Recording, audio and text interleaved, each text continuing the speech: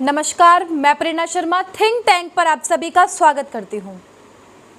अभी कुछ ही दिनों पहले पिछले हफ्ते ही उत्तर प्रदेश के मुख्यमंत्री योगी आदित्यनाथ का एक बयान आया था कि ये जितने भी धार्मिक असंतुलन हो रहे हैं ये अच्छे संकेत नहीं हैं, ये नहीं होने चाहिए। उस पर अलग अलग तरीके के रिएक्शंस आए थे, प्रतिक्रियाएं आए थे। कुछ लोगों ने इसका सपोर्ट किया था तो कुछ ने विरोध किया था। जब भी बीजेपी की ओर से ऐसी बात आती है या किसी भी वर्ग के लोगों की तरफ से ऐसी बात आती है तो धार्मिक आधार पर असंतुलन की बात होती है, तब तक इसे एक सांप्रदायिक मुद्दे की तरह से देखा जाता है कि ये हिंदू मुसलमान का मामला है। मुसलमान की आबादी बढ़ने से हिंदुओं को परेशानी क्यों होनी चाहिए? कोई आंकड़े भी दिखाता है कि आबादी बढ़ने की रफ्तार कम हो गई है, पॉपुलेशन का जो स्टेबलाइजेशन होने जा रहा है, जो कुछ सालों में होने वाला है, इसकी ज़रूरत नहीं है कि आबादी पर नियंत्रण के लिए कोई कानून बनाना चाहिए। ये सारे तरह के तर्क, सारे तरह की स्टेटमेंट्स आती हैं कानूनों को रोकने के लिए। आप देख सकते हैं असदुद्दीन ओवैसी जिस तरीके से बोल रहे हैं, दूसरे धार्मिक नेता जिस तरीके की बातें बोल रहे हैं, कांग्रेस पार्टी के नेता और भी कई विपक्षी दलों के नेता जिस तरीके से बोल रहे हैं, उन सब की चिंता का विषय ये है कि कहीं मुसलमान हमसे नाराज़ ना हो जाए। अब आज की स्थिति में बहुत से लोगों की नज़र में ये जो धार्मिक असंतुलन का आबादी मुद्दा उठाते हैं वो एक सांप्रदायिक मुद्दा है ही नहीं, वो हिंदू मुसलमान का मुद्दा नहीं है, ना ही किसी अन्य वर्ग का मुद्दा है। बात ये नहीं है कि किस वर्ग की कितनी आबादी बढ़ गई है, बात वो नहीं है। हाँ, ये मुद्दा विशेष है कि आबादी बढ़ गई है, लेकिन सबसे बड़ी बात है कि ये मुद्दा देश की अखंडता से जुड़ा हुआ है, एकता से जुड़ा हुआ है।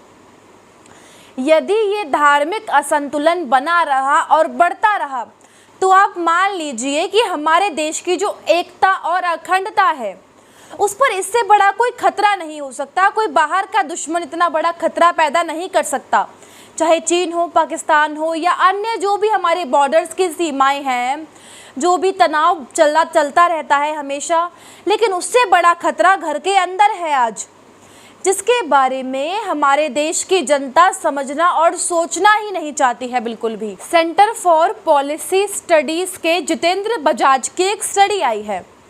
उन्होंने 2011 की जनगणना का अध्ययन करके कुछ बातें सामने रखी हैं। उस पेपर के मुताबिक ये डेमोग्राफी में जो चेंजेस आ रहे हैं, असंतुलन आ रहे हैं, ये एक बहुत ज़्यादा गंभीर चिंता का विषय है। ये कोई नॉर्मल बात नहीं है, इसे ऐसे ही टाले जाना नहीं चाहिए। उन्होंने जो आंकड़े पेश किए हैं कि आज़ादी के बाद से हर दशक में, हर 10 सालों में मुस्लिम आबादी बढ़ रही है। बात ये नहीं है, मुस्लिम आबादी के बढ़ने की रफ्तार बढ़ रही है। मुस्लिम आबादी के विकास की जो वृद्धि है उसमें जो दर है उसमें वृद्धि हो रही है। चिंता का विषय तो ये है, उसकी वजह से एक डिसबैलेंस पैदा हो रहा है, असंतुलन। अब आज़ादी के बाद से ही मुसलमानों की आबादी यानी कि आबादी में उनका हिस्सा बढ़ता जा रहा है। ये सामान्य बात नहीं है, इसको यूं ही टाला नहीं जा सकता है। उन्होंने जो आंकड़े पेश किए हैं कि आज़ादी के बाद से ही हर दशक में, हर 10 सालों में जो मुस्लिम आबादी है वो बढ़ रही है। चिंता का विषय ये नहीं है, लेकिन मुस्लिम आबादी के बढ़ने की रफ्तार बढ़ रही है। मुस्लिम आबादी के विकास की जो वृद्धि दर है उसमें बढ़ोतरी हो रही है, वो बढ़ रही है। चिंता का विषय तो ये है। उसकी वजह से क्या हो रहा है कि एक डिसबैलेंस पैदा हो रहा है, असंतुलन पैदा हो रहा है। आज़ादी के बाद से ही मुसलमानों की आबादी लगातार बढ़ती जा रही है, यानी कि आबादी में उनका योगदान, हिस्सा बढ़ता जा रहा है। और वहीं दूसरी तरफ जो हिंदू, जिन्हें हम कहते हैं, जो हिंदू, सिख हो गए, जैन हो गए और बौद्ध धर्म, इनकी संख्या घटती जा रही है। आज़ादी के समय लगभग 3.5 करोड़ मुसलमान थे और 36.5 करोड़ हिंदू थे या इंडियन वो थे। आज स्थिति ये है, आबादी में हिंदुओं का जो प्रतिशत है वो 79.8% पर आ गया है। पहली बार 2011 में 80% के नीचे आ गया था और ये जो संख्या है इस आंकड़े के और नीचे जाने की भी पूरी आशंका है, पूरी संभावना है नई जनगणना में। चिंता की बात तो ये है यहाँ पर, क्योंकि आंकड़े कई बार ऐसी बातें करते हैं जो एक सामान्य कॉमन सेंस होती है उसको प्रूफ करते हैं, प्रमाणित करते हैं, उसको एक तरीके से वो डेफिनेशन देते हैं। आंकड़े वो काम करते हैं। 1981 से 1991 इस एक दशक में 10 सालों में जो ग्रोथ रेट का कंपैरिजन है हिंदू ग्रोथ रेट और मुसलमान ग्रोथ रेट में, इन दोनों में ही हिंदुओं के मुकाबले जो ग्रोथ रेट रही है मुसलमानों की वो 50% ज़्यादा रही है। इसी दौरान आपको याद होगा कि घुसपैठियों की भी सबसे बड़ी संख्या बाहर से आई। अब आने शुरू तो 71 से ही शुरू हो गई थी, उससे पहले भी हो गई थी। और उनके स्टडी के मुताबिक ये लगातार तीसरा दशक है जब मुस्लिम आबादी 0.8% या उससे भी ज़्यादा से बढ़ रही है, बढ़ोतरी आ रही है। तो सवाल ये है, ये जो आबादी के आंकड़े आ रहे हैं, अब इसके अलावा एक उदाहरण और देते हैं, क्योंकि सनातन धर्म पे जो हमला हो रहा है इस आबादी का वो दो तरफा है। ऐसा नहीं है कि मुस्लिम आबादी बढ़ रही है, धर्मांतरण के कारण भी बढ़ रही है, घुसपैठियों के कारण भी बढ़ रही है, और उसके अलावा आबादी में जो स्वाभाविक रूप से बढ़ोतरी हो रही है वो है क्रिश्चियन मिशनरीज के द्वारा। जी हाँ, जिसका कि कोई हमारे पास प्रमाण नहीं है, सेंसस में वो कहीं गिना भी नहीं जाता है। अब मुश्किल ये है, ईसाइयों की जो संख्या बढ़ रही है वो संख्या किसी के पास उपलब्ध नहीं है। अब जनगणना में हमारे पास प्रमाण वही है जिन्होंने स्वीकार किया है कि उन्होंने ईसाई धर्म स्वीकार कर लिया है। अब अरुणाचल प्रदेश का उदाहरण देती हूँ। अरुणाचल प्रदेश नया ईसाई बहुल राज्य बनने वाला है। 2010 के सेंसस से पहले ईसाई धर्म को मानने वाले की आबादी 19% थी और 2001 से 2011 2001 to 2011 के बीच 30% हो गई है और उसमें तेज़ी से और बढ़ोतरी भी हो रही है। और 2001 से 2011 याद कीजिए, ये इत्तेफाक भी हो सकता है, कोइंसिडेंस भी हो सकता है ये, लेकिन इसके बावजूद इस तथ्य से नकारा नहीं जा सकता, इनकार नहीं किया जा सकता कि 1998 में सोनिया गांधी कांग्रेस की अध्यक्ष बनी। ये बहुत बड़ी बात है, बहुत बड़ी बात है। और 2004 में कांग्रेस की सरकार बन गई। इसके बाद से ईसाई मिशनरी के काम में बहुत ज़्यादा तेज़ी हुई, बाहर से पैसा आने का काम भी बहुत ज़्यादा हुआ, जिसके लिए मोदी सरकार पिछले 8 सालों से किसी ना किसी माध्यम से, किसी ना किसी तरीके से जो उनका पैसा आ रहा है, हर इस तरीके के जो छेद है उनको भरने की कोशिश कर रही है। लेकिन वो सिलसिला ख़त्म हो गया है, ऐसा दावा किसी प्रकार से नहीं किया जा सकता है। समस्या क्या है? समस्या है दलित और आदिवासी इलाकों में ये जो धर्मांतरण का खेल है ईसाई मिशनरियों का, ये इस चीज़ के बारे में पता इसीलिए नहीं चलता क्योंकि उन्होंने क्रिप्टो क्रिश्चियन का एक नया कॉन्सेप्ट निकाला है।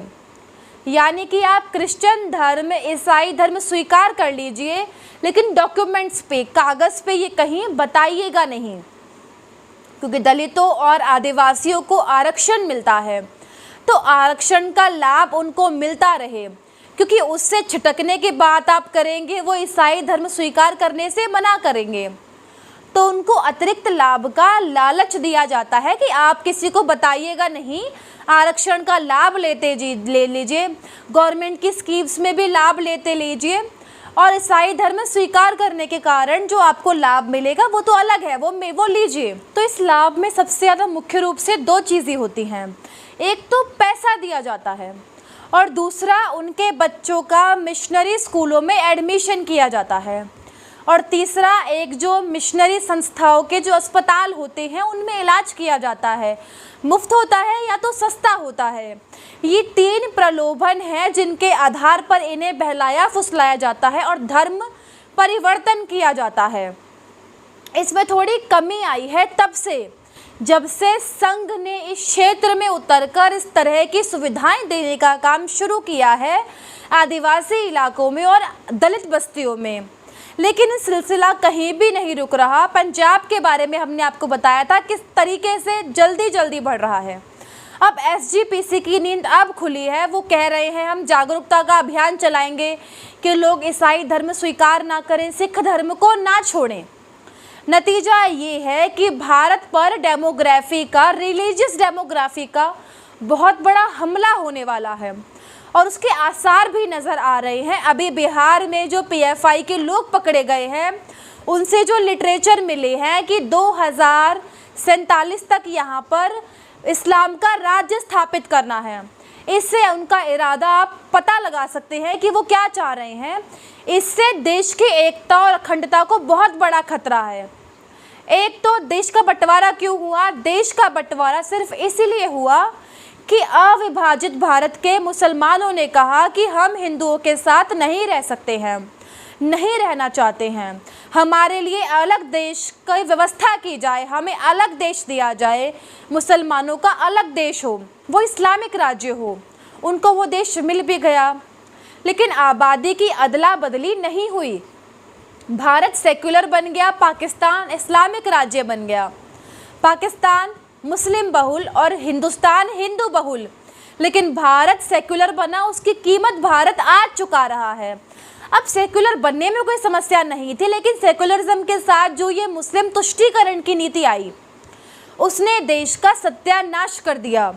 और दूसरा कारण जो हमने बताया, वो सोया हुआ सनातन धर्म का सिपाही, सनातन धर्म को मानने वाले।